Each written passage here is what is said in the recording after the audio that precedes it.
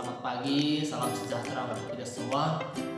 Harap anak-anakku semua dalam keadaan sehat walafiat, jauh dari segala penyakit, khususnya COVID-19 seperti itu ya. Jadi pertemuan kita di minggu kedua ini kita akan membahas teks laporan hasil observasi di bagian strukturnya dan di bagian kaidah kebahasaannya. Karena sebelumnya kita membahas hakikatnya, yaitu pengertian, tujuan, manfaat, dan ciri-ciri teks laporan hasil observasi.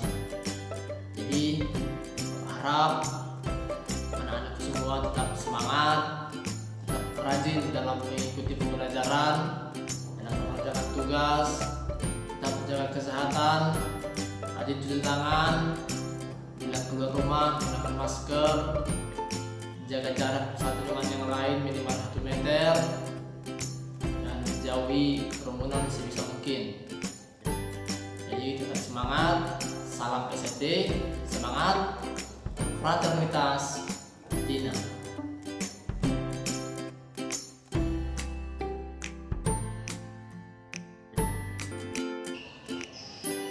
Oke, baik.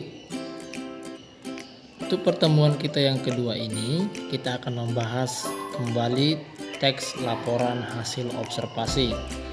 Namun, sebelumnya kita membahas teks laporan hasil observasi itu di bagian pengertian, tujuan, manfaat, dan ciri teks laporan hasil observasi. Nah, untuk pertemuan kita yang kedua ini, kita akan membahas di bagian struktur dan kaidah kebahasaan teks laporan hasil observasi. Namun sebelumnya, yang menjadi kompetensi dasar kita adalah menginterpretasi isi teks laporan hasil observasi berdasarkan interpretasi baik secara lisan maupun tulis. Indikatornya yaitu menginterpretasi struktur teks laporan hasil observasi, kemudian menganalisis kaidah kebahasaan teks laporan hasil observasi. Sedangkan tujuan pembelajaran kita untuk materi kali ini yaitu siswa mampu menginterpretasi struktur teks laporan hasil observasi secara sederhana dengan mengungkapkan pendapatnya dengan jelas. Yang kedua, siswa mampu menganalisis kaidah kebahasaan teks laporan hasil observasi secara jujur dengan kemampuan diri sendiri. Baik, struktur teks laporan hasil observasi yaitu struktur yang pertama ya, di mana struktur teks laporan hasil observasi ini memiliki dua struktur. Yang pertama itu ya struktur yang terdiri dari definisi umum, definisi bagian, dan definisi manfaat. Baik, definisi umum merupakan pembukaan yang berisi pengertian tentang suatu hal yang tengah dibahas di dalam teks. Jadi, definisi umum ini berisikan pengertian atau definisi umum dari sesuatu yang akan kita bahas di dalam laporan hasil observasi kita. Kemudian, definisi bagian merupakan bagian yang berisi ide pokok dari setiap paragraf atau penjelasan rinci. Nah, tadi ada namanya definisi umum yang berisikan pengertian atau definisi dari apa yang akan kita bahas. Kemudian definisi bagian ini yaitu penjelasan secara rinci apa yang akan kita paparkan terhadap dari yang akan kita amati, seperti itu. Misalnya kita mengamati gedung. Nah, kita pertama mendefinisikan gedung itu seperti apa. Menurut ini gedung itu seperti ini gitu. Nah, di bagian definisi bagiannya kita bisa mendeskripsikan gedung itu seperti itu. Misalnya luasnya 3x5 seperti itu ya, atau catnya seperti ini, warna hijau seperti itu. Kemudian yang ketiga itu ada definisi manfaat, merupakan bagian yang menjelaskan manfaat dari suatu yang dilaporkan seperti itu. Jadi di akhir paragraf nanti berisikan definisi manfaat. Misalnya tadi ruangan gitu kan.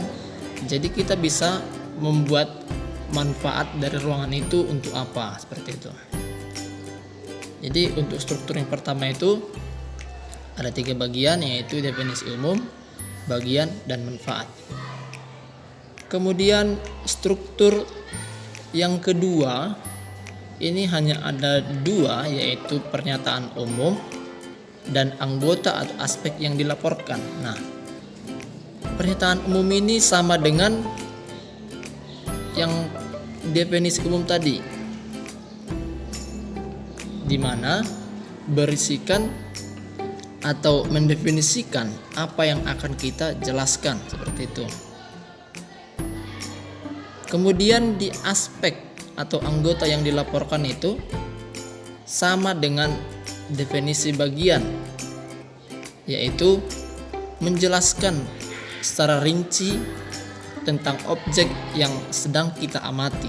Perbedaannya, di struktur yang kedua ini tidak dijelaskan atau tidak disertakan manfaat yang kita teliti tersebut seperti itu. Nah, jadi itu dia 2 struktur dari teks laporan hasil observasi yang pada umumnya kita temukan seperti itu ya. Kemudian kaidah kebahasaan teks laporan hasil observasi, di mana kaidahnya ada 6. Yang pertama itu menggunakan frasa nomina atau frasa benda seperti itu. Kemudian menggunakan verba rasional. Yang ketiga menggunakan verba aktif. Yang keempat menggunakan kata penghubung atau yang menyatakan tambahan, perbedaan, persamaan, dan sebagainya. Kemudian yang kelima itu menggunakan paragraf dengan kalimat utama guna menyusun informasi utama seperti itu. Dan yang terakhir itu menggunakan kata ilmiah atau teknis seperti itu.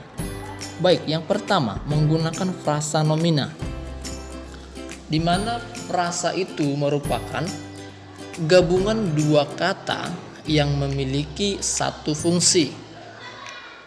Misalnya, ibu memasak tahu goreng.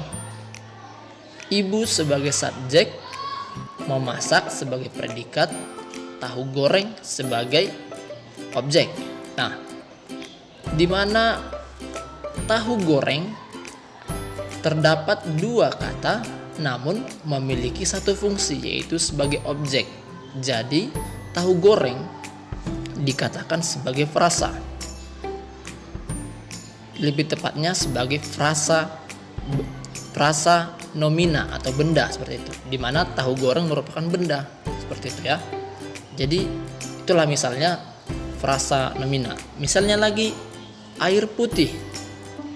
Nah, air putih merupakan 2 kata yang memiliki satu fungsi atau satu arti seperti itu ya, tidak menimbulkan makna yang lain kecuali makna yang sudah ditentukan untuk air putih tersebut seperti itu. Jadi itulah contoh-contoh frasa nomina atau frasa benda seperti itu. Kemudian menggunakan verba rasional. Contohnya itu ialah, merupakan, adalah, dan sebagainya. Maksudnya itu untuk mendefinisikan definisi umum tadi. Kemudian menggunakan verba aktif seperti bertelur, membuat, hidup, makan, seperti itu ya. Verb aktif maksudnya kata aktif.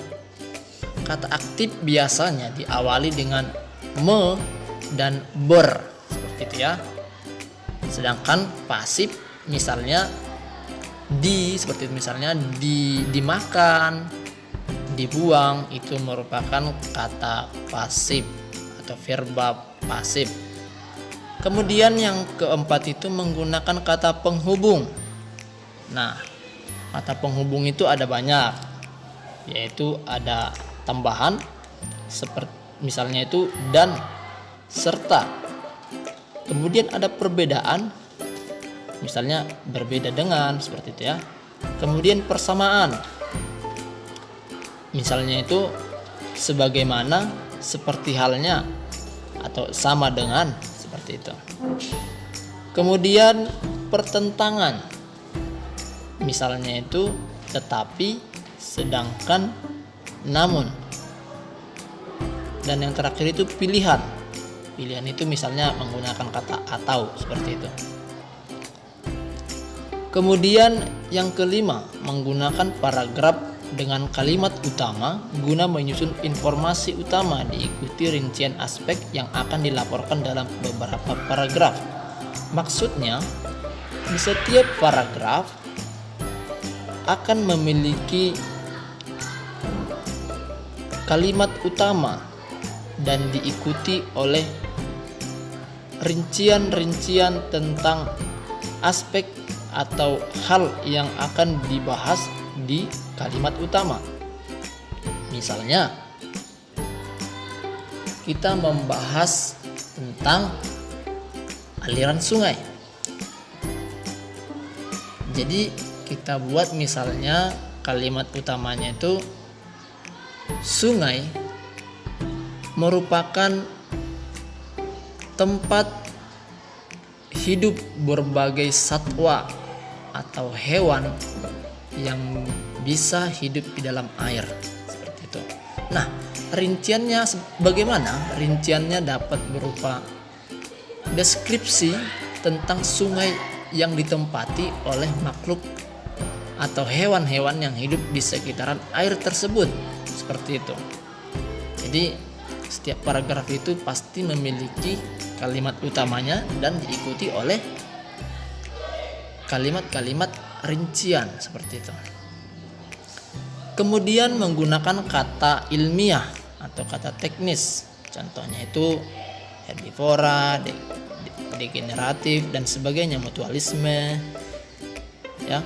Jadi istilahnya maksudnya ini kata-kata yang bersifat biologis, seperti itu ya. Baik. Nah, di sini ada sebuah contoh teks laporan hasil observasi. Nah, kita bisa melihat strukturnya. Di sini ada 3 struktur yang sudah ditentukan, di mana definisi umumnya yaitu paragraf yang pertama, kemudian paragraf yang kedua sebagai deskripsi bagiannya yang mendeskripsikan minuman itu. Kemudian yang paragraf terakhir yaitu definisi manfaat, yaitu fungsi atau manfaat dari minuman tersebut, seperti itu. Jadi inilah contoh struktur dari teks laporan hasil observasi. Kemudian analisis kaidah kebahasaan, seperti itu.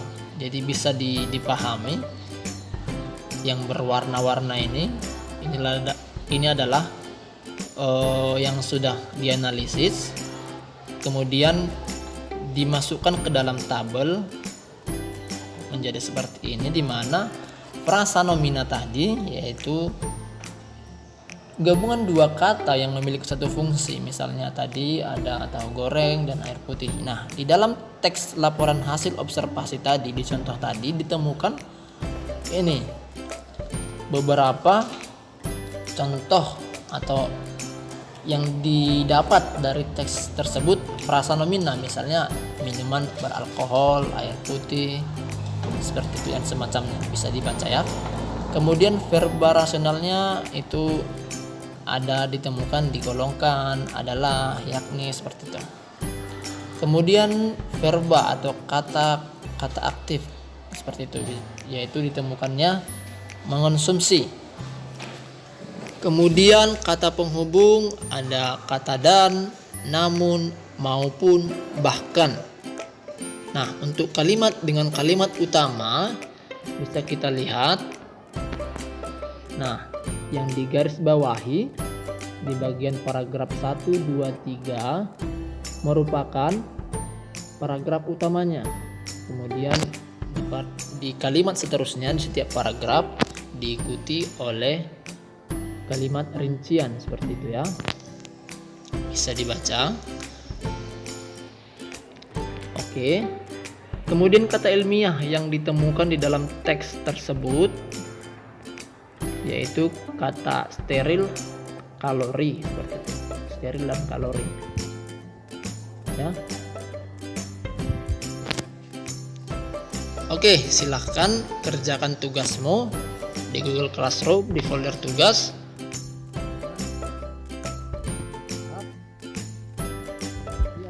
Atau penjelasan soal struktur dan kaidah kebahasaan sudah jelas. Jadi untuk berikutnya silahkan dikerjakan tugasnya di Google Classroom yang sudah disediakan. Bapak tunggu, jangan sampai lewat waktu karena akan berpengaruh terhadap nilai yang anak-anakku semua akan kerjakan seperti itu ya. Jadi demikian pertemuan kita untuk yang pertemuan kedua ini. Tetap semangat, jaga kesehatan, selalu cuci tangan, gunakan masker bila keluar rumah, jaga jarak, dan hindari kerumunan-kerumunan yang ada di sekitarmu. Demikian, Tuhan memberkati.